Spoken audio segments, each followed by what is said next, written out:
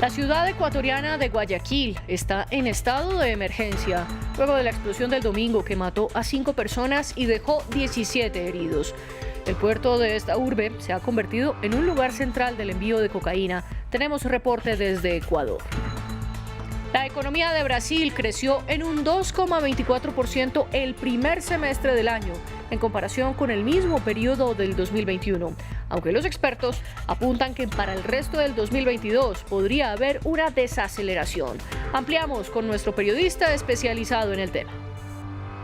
Los efectos prolongados de la sequía en California han llevado a las autoridades a diseñar planes para crear más depósitos de agua. También la esperanza parece estar en el Océano Pacífico, de donde podrían extraer agua y desalinizarla. Bienvenidos a France 24. Estas son las noticias dedicadas al continente americano. Los saluda María Clara Calle. En estado de emergencia amaneció el lunes la ciudad ecuatoriana de Guayaquil.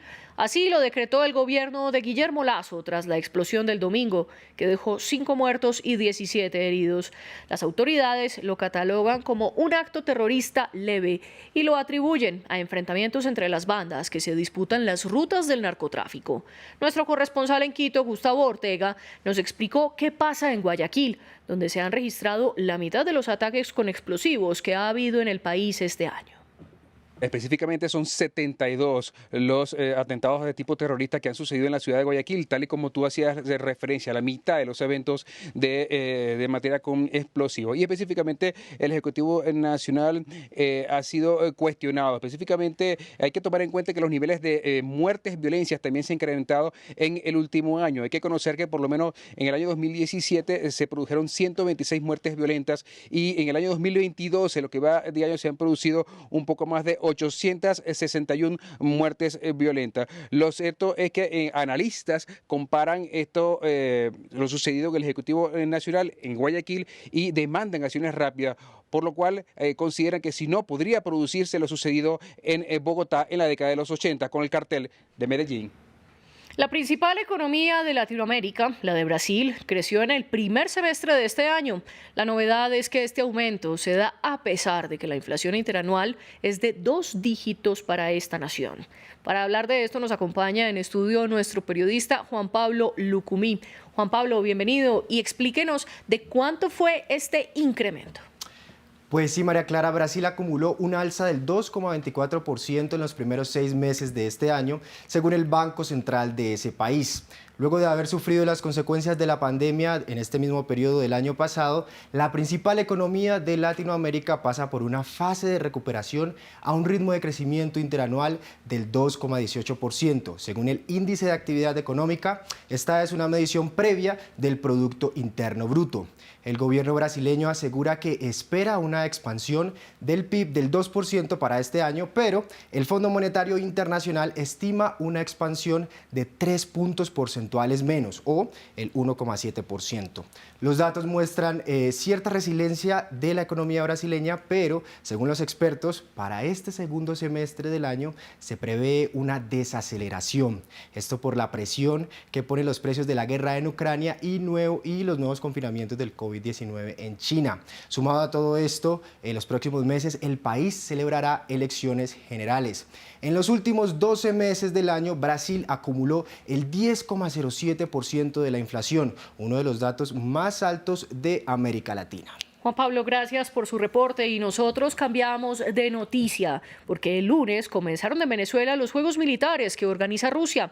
Es la primera vez que este país latinoamericano acoge a los llamados Army Games desde 2015, el año en el que empezó a ser partícipe de las justas. Además de los rusos y los venezolanos, participan países a los que el Kremlin considera como aliados. Entre ellos están Belarus, Nicaragua, China e India. Previamente, el contraalmirante Carlos Molina, exconsejero de Seguridad y Defensa de Venezuela, nos precisó si los Juegos se pueden considerar como una provocación de Rusia en medio de las tensiones con Occidente por la guerra en Ucrania. Sí, evidentemente, y lo ha dicho públicamente Putin, él quiere cambiar el mundo y hacerlo multipolar. Pero además de eso, hay otras maniobras ocultas, y ya una la desveló hoy, que es la venta masiva de armas.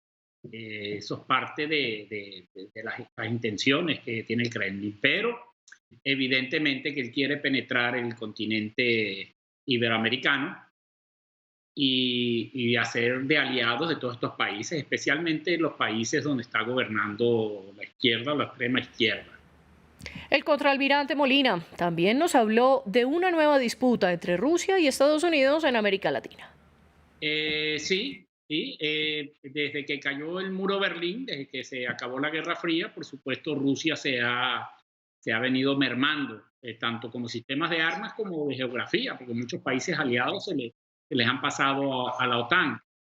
Pero evidentemente que es tratar de pisar el patio de los aliados tradicionales de Estados Unidos en el continente americano. Vamos a Estados Unidos. California busca mitigar los efectos de la prolongada sequía que se ha intensificado por la crisis climática. El cálculo es que el estado pierda para el 2040 el 10% del suministro de agua que tiene actualmente, lo que ha llevado a las autoridades a crear más depósitos de reservas acuíferas y también a poner en marcha plantas para potabilizar parte del agua del Océano Pacífico. Veamos la historia de Andrés Granadillo. Una estrategia para mitigar la sequía. El gobernador de California busca solucionar los graves problemas de agua que sufre el estado. En los últimos años, la hidrología en el estado ha comenzado a cambiar de forma bastante significativa. La aridificación que estamos experimentando nos lleva, la ciencia y los datos nos llevan a entender ahora que perderemos el 10% de nuestro suministro de agua para 2040. Para reducir esta cifra, anunció que la planta desalinizadora que se está construyendo en Antioch, una población a 72 kilómetros de San Francisco, convertirá el agua salobre en agua potable. Además, el plan prevé la creación de un almacenamiento de casi 5.000 millones de metros cúbicos de agua, el reciclaje o reutilización del líquido y proyectos de captación de aguas pluviales. Y la realidad es que tenemos que ser más creativos y tenemos que ser más agresivos en términos no solo de promover esta tecnología, sino de cumplir con su promesa, es más, cumplir con su potencial. El Estado reservó más de 8.000 millones de dólares en los últimos 3 años para modernizar las infraestructuras hídricas que generarán agua suficiente para 8,4 millones de hogares en un estado de 40 millones de habitantes. La crisis del agua se ha visto agravada por el cambio climático. California y el oeste del país han experimentado una sequía extrema en los últimos 20 años. Algunos científicos han medido este periodo como el más seco en 1.200 años.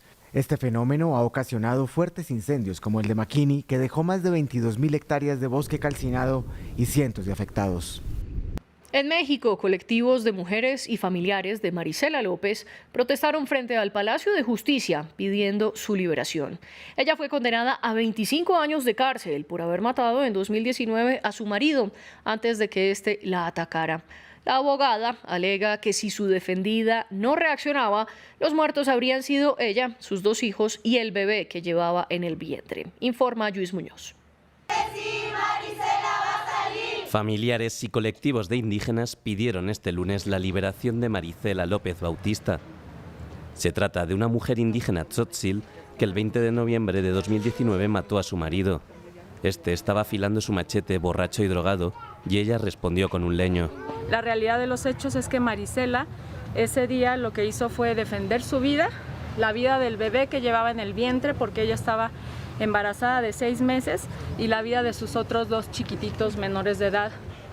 El 19 de abril, un juzgado de San Cristóbal de las Casas en el sureño estado de Chiapas la condenó a 25 años de prisión.